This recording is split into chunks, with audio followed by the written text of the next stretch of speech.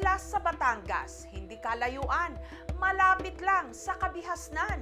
Pero ang buhay doon, tila nasadlak sa nung unang panahon, lalo pat pahirapan ng mapagkukunan ng malinis na tubig.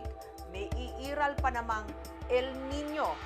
Ito ang istoryang binantayan ng ating kabrigadang si Lala Roque. Lala, bakit ba nagkaganyan yang bayan o isla ng Tingloy? Sa mataas na bahagi kasi ng bundok, Ma'am Jess, partikular dito sa bayan ng Tingloy, mahirap talaga ang access sa tubig. Katunayan, dito sa Barangay Capiz, sa Barangay Papaya, 50 pamilya ang naghahati-hati sa iisa lamang balon. Abay, paano kaya yan, Lala? Matindi raw itong tatamang El Nino ngayong buwan sa malaking bahagi ng ating bansa. Paano na lang yung mga taga-Tingloy? Ma'am Jess, problemado talaga ang ating mga kababayan dito sa Sitio Capiz. Dahil kapag tag-araw, hirap na talaga silang kumuha ng tubig dahil humihina yung supply ng tubig mula sa balon. Kailangan pa nilang maglakad ng malayo pababa sa may gitna ng bundok para lang makakuha ng tubig na kanilang kakailanganin pang araw-araw. Kaya isipin na lang natin paano pa pag tumama ang El Nino. Maraming salamat, Lala. Hanggang kailan kaya mauuhaw ang mga residente ng isla o ng bayan ng Tingloy sa Batangas? Ito ang istoryang binantayan ng ating kabrigadang si Lala Roque.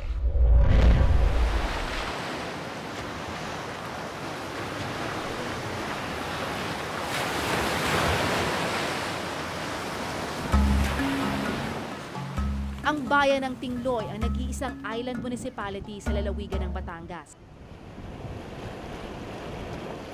At dahil napaliligiran ito ng katubigan, madaling isipin na sagana sa tubig ang mga tao rito.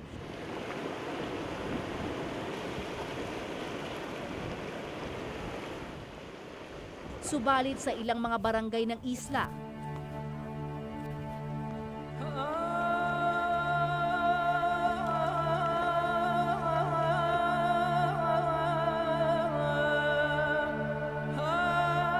malinis na tubig, pahirapan pa rin makuha.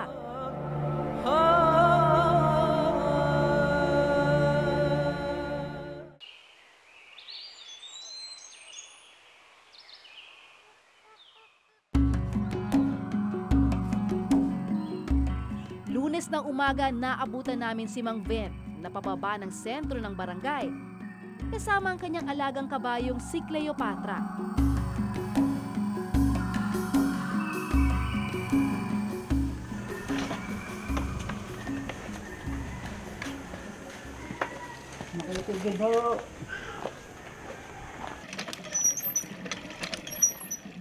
Madali namang mag-igib kung tutuusin sa mga posong tulad nito.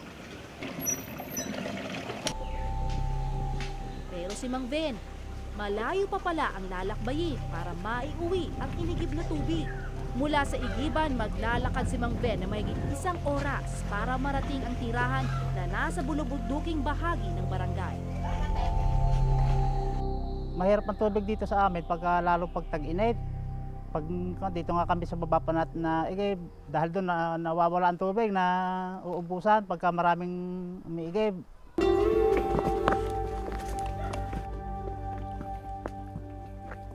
Matarik at maputik ang daan.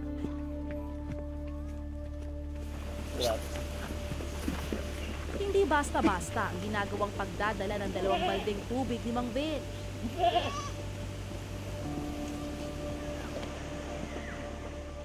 Kinakailangan niya kasing mag-ingat na hindi matapon ang inigib na tubig at tiyaking makararating ito sa pamilya. Pahinga muna tayo. Pagod na ang kabayo. Wala pa kami sa kalahati ng paglalakbay na magdesisyong tumigil muna si Mang Ven sa paglalakad. Medyo malayo-layo pa raw ang aming lalakbayin at kinakailangang makabawi saglit ng lakas ang alagang kabayo.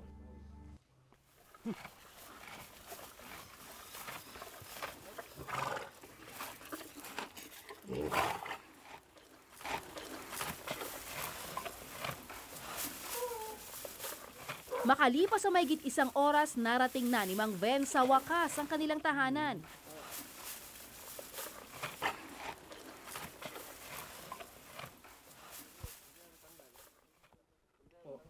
Pahingi ako pa. Pitsil dyan sa kawaso. Makainom. At uhaw na.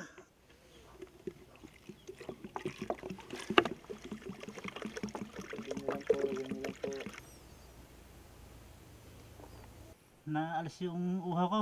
Wala nang pagod. Kakunti natira.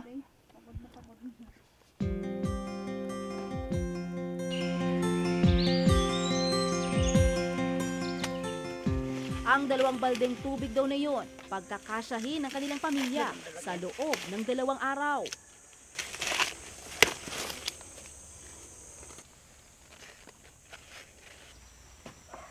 Matagal na nilang nakasanayan ng ganitong sistema, kaya ang asawa ni Mang Ven na si Aling Marilyn, kabisado na raw kung paano titipirin ang ipong tubig. Yung pong iniigib namin sa sentro, yung ginagamit po namin sa pagluluto ng kanin, tsaka po ng gulayin, tsaka ng mga isda po, ganyan po ang ginagawa namin sa iniigib na tubig. Iba naman ang tubig na ginagamit nila sa panghugas ng mga gamit sa bahay.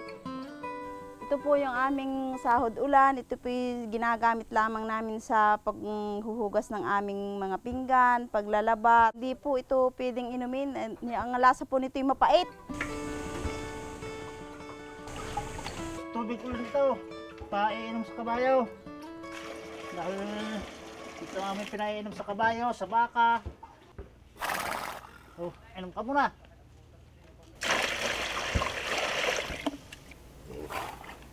Ayan, gusto pa ate. At dahil salat nga sa tubig, ang paliligo raw hindi prioridad para sa pamilya ni Mang Ven. Pupunas-punas na lang muna. Pagka umulog-alog bago maligo na.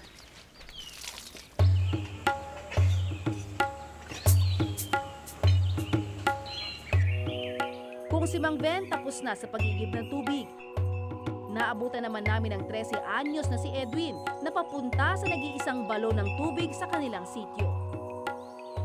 Yung balon lang po kasi ang aming igiban na nag-iisa-isa.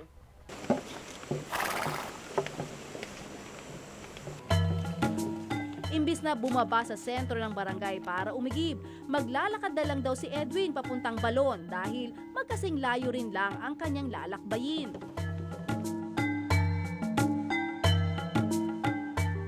Mabato at maputik ang nilalakaran ni Edwin pero hindi niya ito iniinda. Makarating lang sa kanyang destinasyon.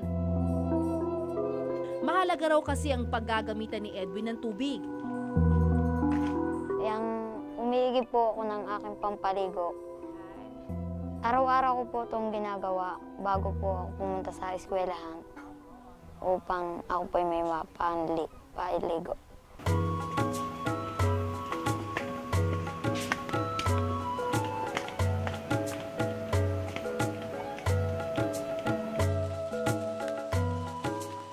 Pagdating sa balon, medyo mahaba na ang pilang kanyang naabutan.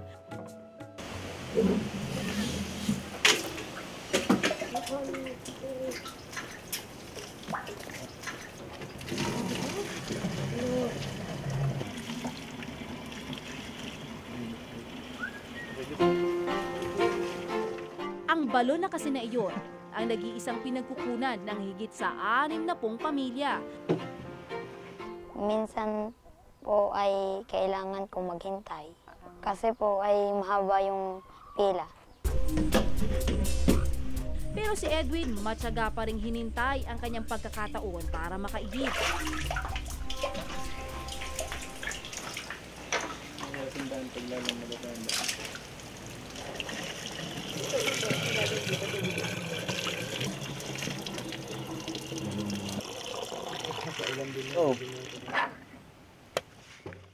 At nang sa wakas makaigib, nagmadali nang umalis si Edwin para di abutan ng dilim sa daan.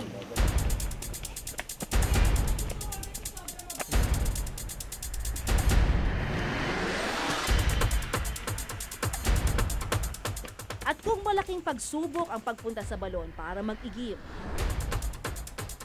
mas mahirap daw ang pag-uwi ng naigib niyang 12 litrong tubig sa kanilang bahay.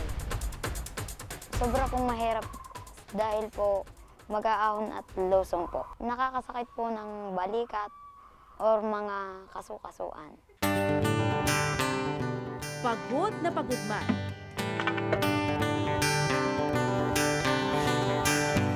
Mabutit tiyak na raw ang kanyang ipanliligo kinabukasan.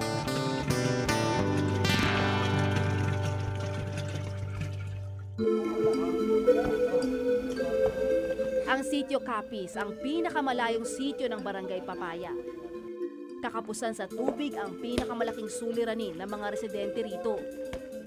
Pagdating naman sa Sitio Capiz, dahil napakataas doon, wala talaga dung bomba or poso. Pero meron kami doon isang balon, ang tawag doon ay tangke. Oo. At doon halos buong sitio ng Capiz, doon kumukuha ng tubig 300 persons or mga 50 families, no? So marami talaga ang umaasa doon sa balon na yon kumukuha ng tubig. Napakalaking suliranin talaga yon. At dahil nasa itaas na parte ng bundok ang sitio, hindi raw madaling malagyan ito ng linya ng tubig.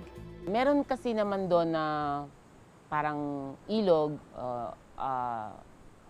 yung bukal na umaagos, at ginagawa namin talaga ng paraan na para maipon at madala sa taas. Kaya lang sabi ng aming engineer, municipal engineer dito, medyo hindi feasible kasi parang hindi potable yung water. Kaya naman wala na raw pagpipilian ng mga residente ng Sitio Capiz, kundi magtiis na lang. Sitio namin na mataas, talagang naghahanap kami ng solusyon para sa kanilang tubig. Sa totoo lang, kung iisipin mo yung budget ng barangay ay napakaliit at hindi talaga namin kaya sa panahong ito.